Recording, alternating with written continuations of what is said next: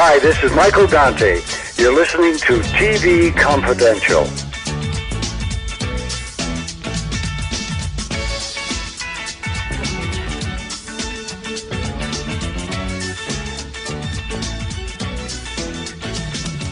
Ed Robertson was a reminder that this portion of TV Confidential is brought to us by our friends at Front Porch Realty Group, a community of realtors in the Northern Bay Area of California that is committed to finding the solution that is best for their clients. Whether you're a first-time home buyer or are looking to sell or lease your property in the Bay Area, check out their website, frontporchrealtygroup.com, for more information on how they can best help you. That's frontporchrealtygroup.com, www.frontporchrealtygroup.com. Bud Burton Moss and Howard Storm will join us at the top of the hour. Bud Moss, legendary Hollywood agent and talent manager. Howard Storm, longtime television director whose many credits behind the camera include nearly 60 episodes of Mork and Mindy. Bud Moss and Howard Storm will be among the honorees at the annual Beverly Hills Theater Guild Luncheon, which will take place Sunday, March 17th at the Four Seasons Hotel in Beverly Hills. The theme of this year's luncheon will be the Hollywood Renaissance, while the highlight of the program will be a tribute to the films and television series of Gary Marshall. Proceeds from the luncheon will help the Beverly Hills Theater Guild fund their annual national playwriting competitions. For more information, call 310-765-1605 or go to beverlyhillstheaterguild.com. Greg Ehrbar is with us for another look at recently released DVD and streaming titles that we think you'll find of interest. Greg is a two-time Grammy-nominated and multiple Addy Award-winning writer for television, animation, advertising, and publishing for Disney, Warner Brothers, and Universal. Greg, of course, is our resident animation expert. He contributes to the animation blogs CartoonResearch.com, and this being the month of February, as we have this conversation, Greg, you have a couple of titles that not only are timely, but relate to Black History Month. Yeah, Saturday morning was quite the groovy place in the late 60s and early 70s. And what was going on in the pop culture world, and especially that appeal to children, was made into TV shows. And one of the most successful was the Rankin Bass series, Jackson 5, and that's 5 with a letter 5, I-V-E. The Jackson 5 animation show, like the Beatles show that preceded it by a few years, it featured actual music from the recording group. Yeah, and I do have a theory that while certainly radio play and promotion and personal appearances and concerts and all that sold records, I think to kids, the Saturday morning shows sold the records too, because you were hearing these great songs.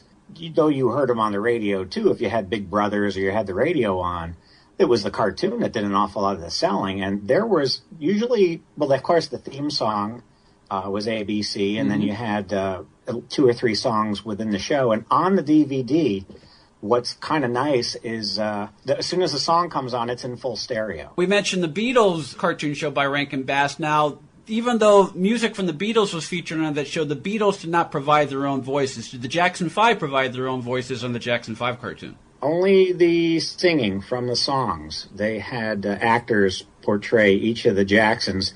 But interestingly, Diana Ross appeared on the show as herself, and they reenacted how she discovered them and brought them to Berry Gordy. But, of course, Berry Gordy is...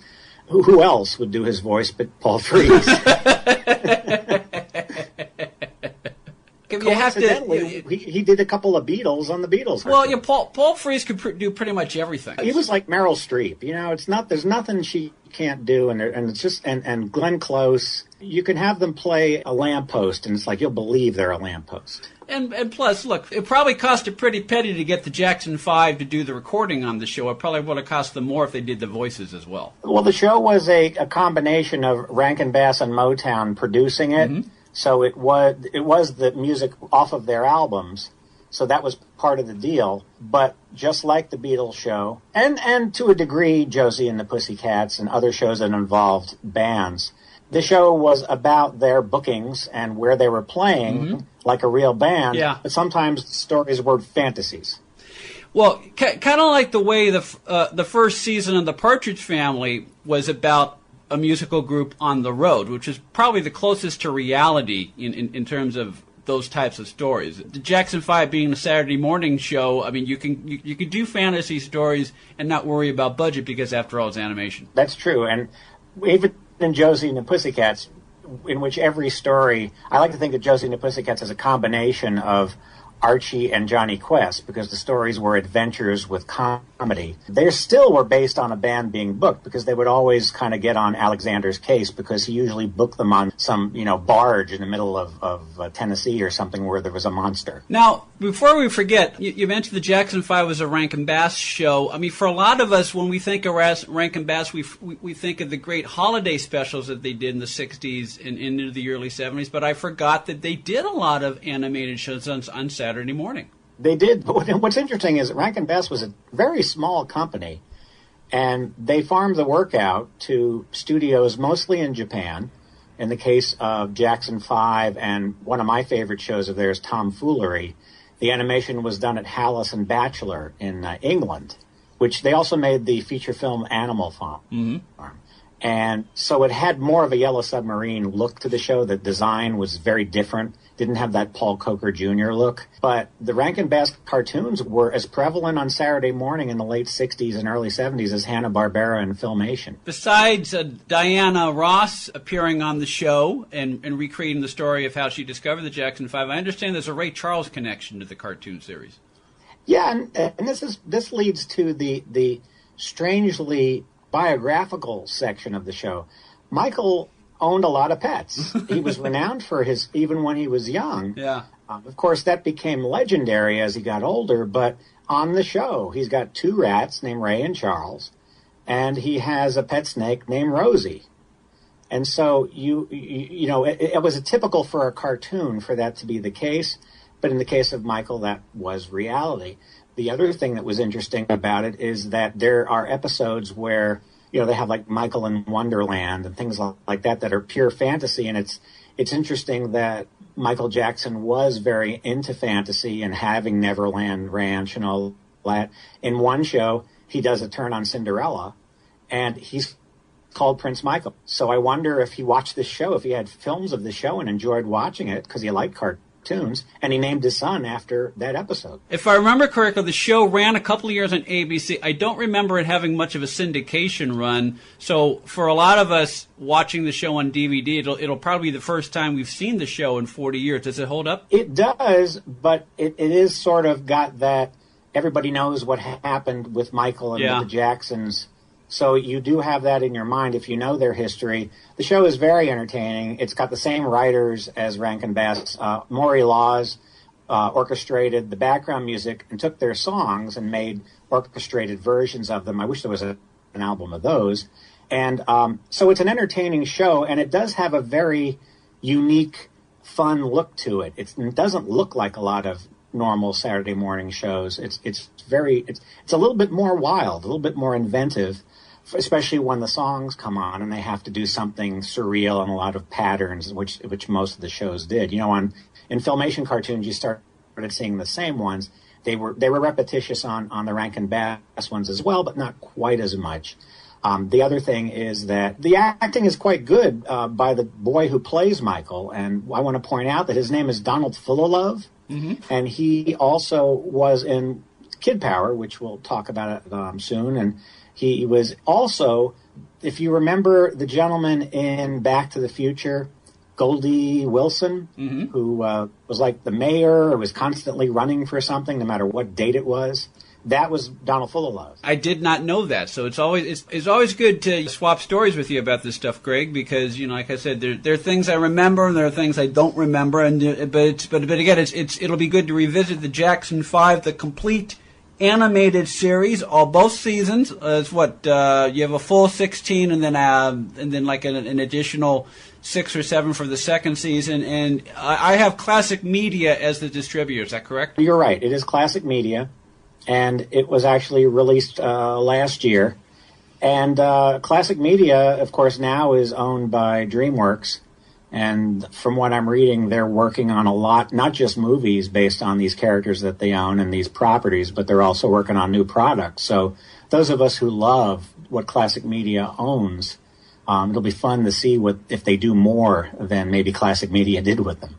Well, as they say, it may have been released last year, but if you haven't seen it before, or if you haven't seen the show since it originally aired in the 70s, it'll be new to you. That is the Jackson 5, the complete animated series originally produced by Rankin Bass for ABC in the 1970s. Greg Ehrbar will be back at the end of our second hour. He will be in conversation with actress Jodie Benson. Jodie Benson, the voice of The Little Mermaid. We hope you'll stay tuned for that. In the meantime, we'll take a quick time out. Then Bud Moss and Howard Storm will join us as we pay homage to the career of Gary Marshall when we come back for hour number 2 of TV Confidential. Stay with us. If you haven't been listening to TV Confidential, this is who you're missing. Michelle Nichols, Adrienne Barbeau, Leonard Maltin, Joyce Bullisan, Peter Onorati, Judy Norton, Ken Berry, Rhonda Shear, Michelle Lee, Jacqueline Smith, Lou Antonio, Shirley Jones, And many, many more of your favorite celebrities and people behind the scenes in the world of television. That's TV Confidential.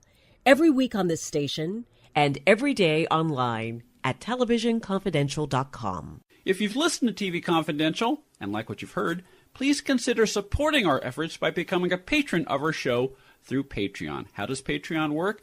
Patrons agree to make a small donation to their favorite content creators every time they release new content. In exchange, we continue to provide new content while offering you rewards in return. In a way, it's like giving a tip, plus it provides value for value. So if you liked this week's guest or learned something about your favorite show that you did not know before, please consider supporting our efforts for as little as $1 a month. If you can afford more than $1 a month, you can donate at that level as well and receive some cool rewards. For just $5 a month, for example, you can download up to 6 programs from the TV Confidential archive store absolutely free. For $10 a month, you will receive a sneak preview of our guest interview every week before anyone else hears it. For more information, go to patreon.com/TV Confidential or click the Patreon button on the homepage at tvconfidential.net.